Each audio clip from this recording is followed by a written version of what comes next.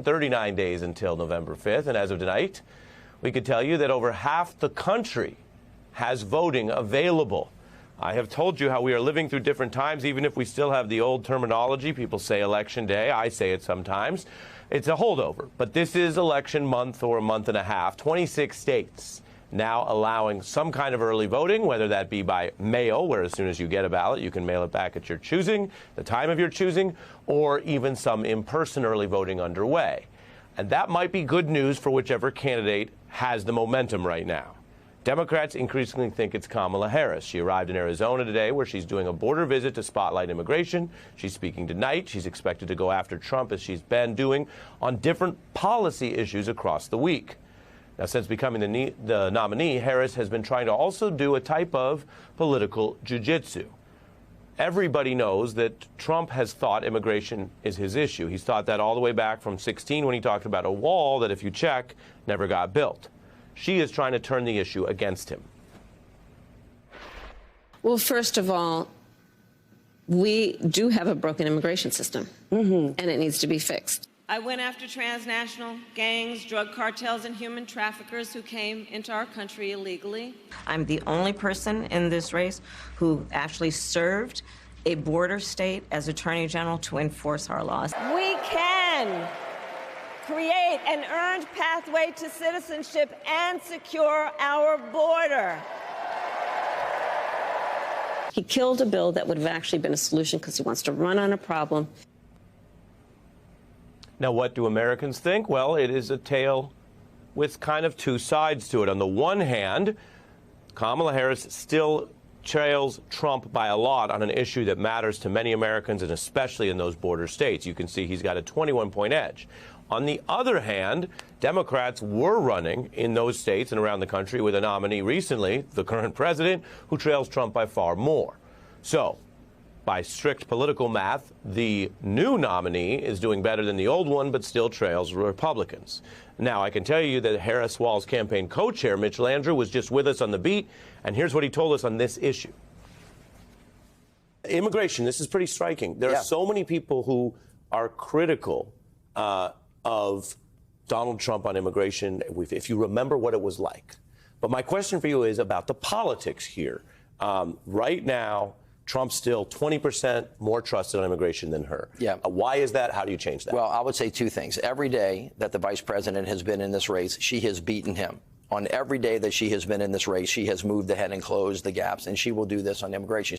We actually negotiated a border bill, the toughest border bill that has ever been negotiated. The only reason why that bill failed is because Donald Trump wanted to use that as a political wedge. He put himself, again, ahead of the safety and security of the people. And the more you tell that story, the more people are going to go, look, we can have safe and tough borders, and we can also be a nation that's got a good legal immigration plan. We have to get that done. So that's what we're hearing from the very top of the Harris campaign. Meanwhile, on foreign policy issues, former President Trump met with current Ukrainian President Zelensky. This was in New York right after Harris held her meeting at the White House. And I mentioned this in our coverage this week, and the contrast I want to show you tonight here is striking. You live in America or you're watching the news, you are familiar with all these debates about platforming and how much should you show different people. And Donald Trump and some of his now convicted aides have been caught lying, some of them caught in defamation schemes. So there's always the question of how much do you want to show that and how thoughtfully should you do it. I have told you that we try to really be journalistic. So we will fact check, we will show you things and tell you why we're showing them. When we have people on and sources on, we fact check them in real time. We deal with all that. What I'm about to show you, there's a reason for it. And it's not just a fact check thing. It's a who do you want with the nuclear codes thing. The war in Ukraine is one of the most significant international issues around. And while Donald Trump says he's been president and he's walked the walk and talked the talk, take a look at how he actually sounds, what he's actually saying when he's dealing not only with these issues in general on the campaign trail, but with the leader of war-torn Ukraine and all the deaths and all the difficulty that that country is going through, and contrast that to what Vice President Harris is doing when she's been in similar scenarios. The contrast is worth seeing. I've been proud to stand with Ukraine. He said President Trump did absolutely nothing wrong. My support for the people of Ukraine is unwavering. He said it loud and clear, and the impeachment hoax died right there. And I will work to ensure Ukraine prevails in this war. It really essentially ended the impeachment hoax. We can't compare two visions for how to deal with that war because Donald Trump didn't even pretend to talk much about the war or the gravity of the situation, even standing next to the leader of Ukraine. He ran it back 6 years to his own politics with some misinformation and claims about his own political and domestic impeachment, which involved, as you may recall, very credible evidence, including from his own aides and witnesses, that he was trying to shake down Ukraine to get a hoax investigation of the Bidens going. Donald Trump also said that both Russia and Ukraine should get some sort of fair deal out of the war, and you have all of his attacks on NATO to boot. So that's one contrast. In the campaign, I can also tell you there's a focus on the running mate for Donald Trump, J.D. Vance, and both Vance and Walz have a big spotlight on them. Their debate is next week. Remember, that is the last scheduled debate involved in the general election whatsoever because Trump has refused any other debate. So that's coming Tuesday. A lot of attention on both of them. But more scrutiny on Vance today because the Washington Post has unearthed what were private messages that he sent in 2020. So this is him and his views writing in 2020 when he said Trump has so thoroughly failed to deliver on economic populism, I think he will probably lose to Biden in 2020, which he did. If you go back one more cycle before Vance thought Trump would get power, he was even bolder, famously calling his now top-of-the-ticket running mate reprehensible and, quote, cultural heroin. Now, Vance has tried to distance himself from all of his public statements as an adult, as a person interested in politics. He says that was all before Trump became president. So the 2020 talk here, while not as strong as the heroin lingo, shows that well into the end of the first term of Donald Trump, he still viewed him on policy, on substance, on economics as a failure. You can compare Vance's well-known and established attacks on Trump to the way Harris and Biden get along as VP. Just today, President Biden announced record job growth. From the beginning, the president has been very direct and clear about our perspective. And I can think of no one more committed to achieving our collective goals than President Joe Biden. President Biden set an ambitious goal. Today's numbers reflect the point that President Biden has made many times. America's economy is strong. And what's the message to Iran? Don't.